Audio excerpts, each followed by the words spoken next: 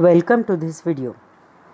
In the previous video, we have discussed about the chemical and biological characteristics of sewage. Under the chemical characteristics of sewage, we discussed the different chemical characteristics like pH, alkalinity, nitrogen, chloride, oxygen, dissolved oxygen and oxygen demand.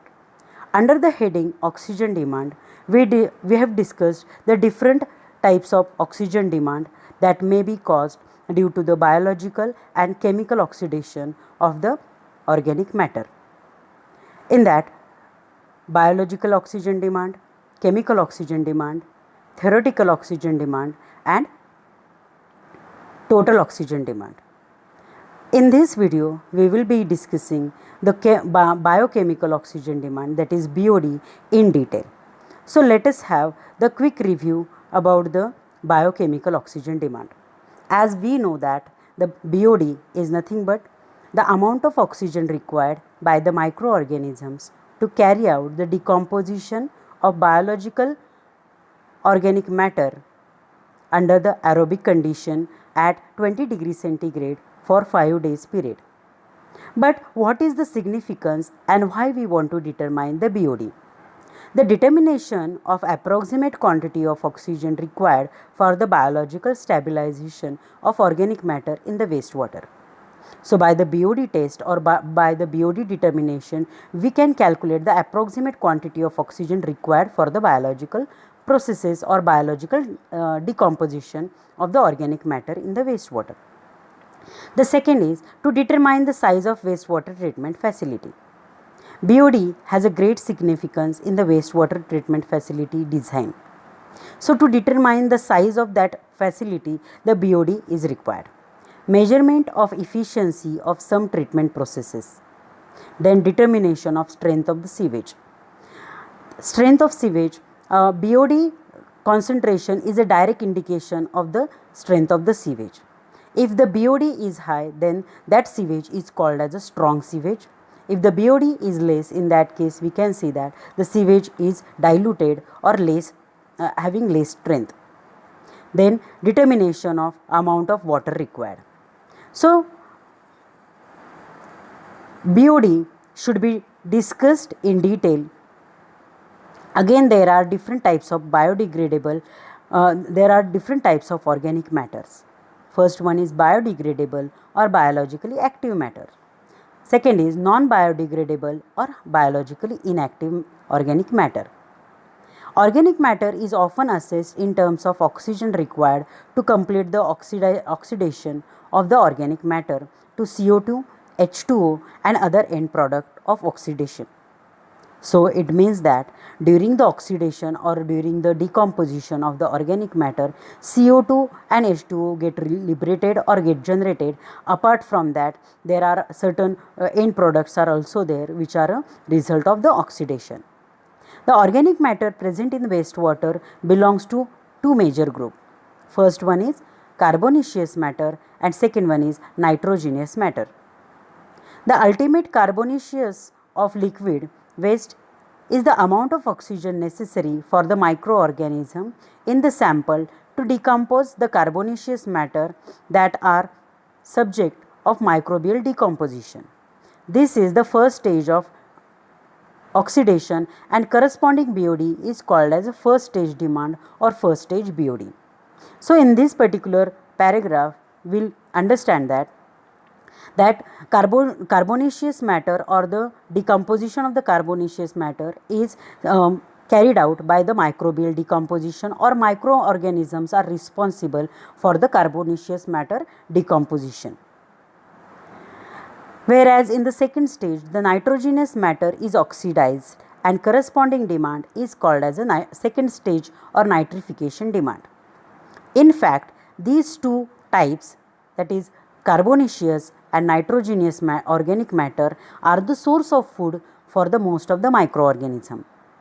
So means microorganism takes this carbonaceous and nitrogenous matter as a food for their metabolism or for their living.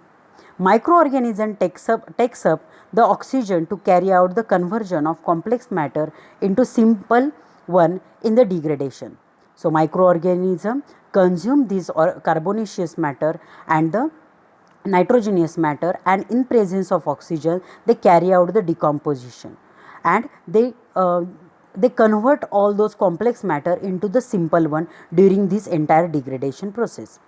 More addition of organic matter leads to more degradation and more depletion of oxygen in the wastewater. So it is very obvious thing that whenever the more organic matters are present in the wastewater, definitely microorganism will get feeded more, or will take up the more organic matter, consume more organic matter, and will also consume the more oxygen for degradation of those organic matter.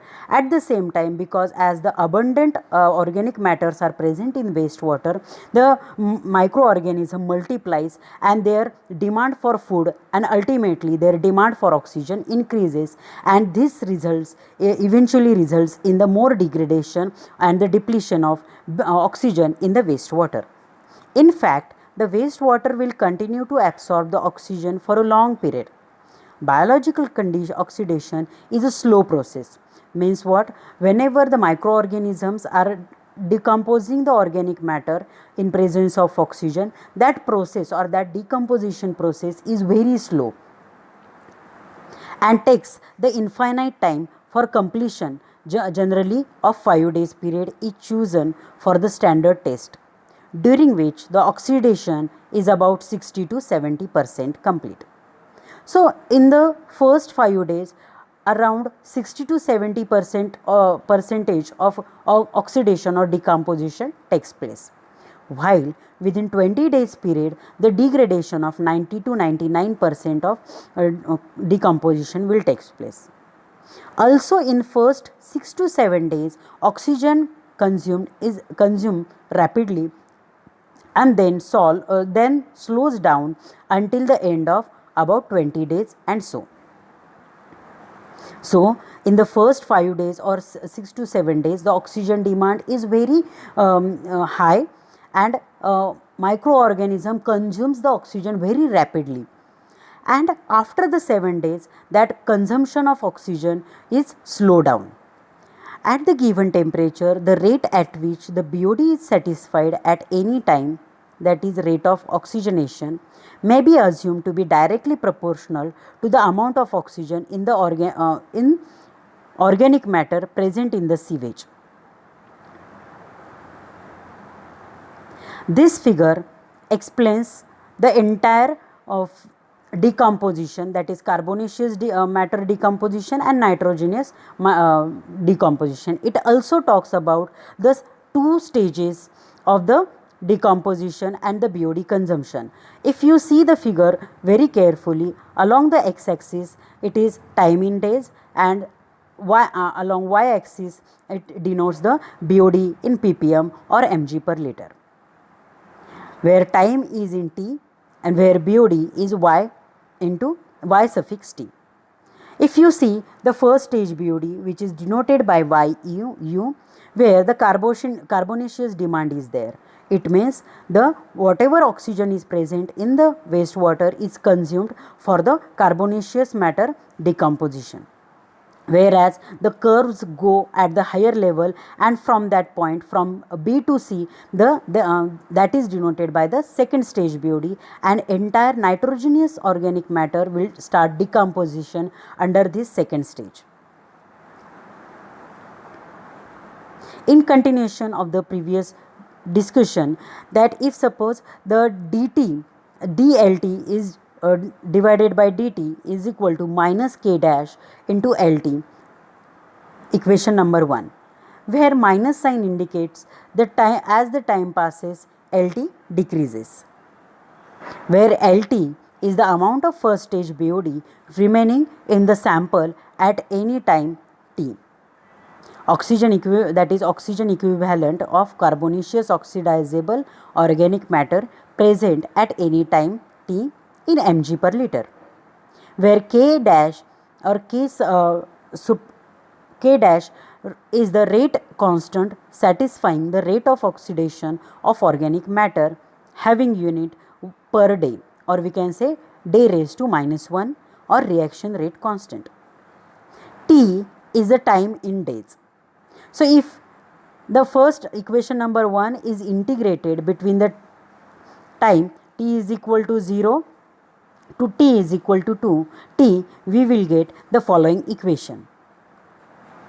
Here L0 is the organic matter present in the beginning of BOD and Lt is the organic matter left after t days. This means the organic matter oxidized is equal to L minus Lt. If we assume the Lt is equal to organic matter oxidized in t days, then we will get the Yt is equal to L0 minus Lt. Yt is equal to L0 in bracket 1 minus Lt divided by L0 bracket complete. So it is just the rearrangement of the above equation. Therefore, Lt divided by L0 is equal to 1 minus Yt divided by L0. Putting this value of Lt divided by L0 in equation 1, we will get 1 minus Yt divided by L0 is equal to 10 raised to minus kdt. Therefore, Yt divided by L0 will be equal to 1 minus 10 raised to minus kdt. So, after once again rearranging all the things, we will get the final equation, that is Yt is equal to L0 in bracket 1 minus 10 raised to it should be 10 raised to minus kd into t, where Yt is the amount of organic matter oxidized, which is equal to the amount of BOD exerted in mg per liter, whereas L is the amount of organic matter in the beginning or ultimate BOD in mg per liter, whereas Kd is the deoxygenation constant and the T is the time in days. The value of Kd is depends upon the temperature of oxidation reaction and determines the speed of BOD reaction. The range of K typically vary between 0.05 to 0.3 per day at 20 degrees centigrade. So, therefore, the KdT is calculated by this formula. KdT is equal to KD20 in bracket theta raised to T minus 20, where KdT is the deoxygenation constant at any time t. KD20 is the deoxygenation constant at 20 degrees centigrade, whereas theta value is 1.056 for the temperature range of 20 degree to 30 degree centigrade, and it will be 1.135 for the temperature range of 4 degree to 20 degree centigrade. But usually it is usual practice to adopt the theta is equal to 1.047. Thank you. In this video, we have discussed the biochemical oxygen demand in detail. We also discussed what is the significance of the BOD, then how to calculate the BOD by the different formulas and the reaction rate constant. The numerical based on this topic are available under the in the PDF 1.11. So download and watch it. Thank you.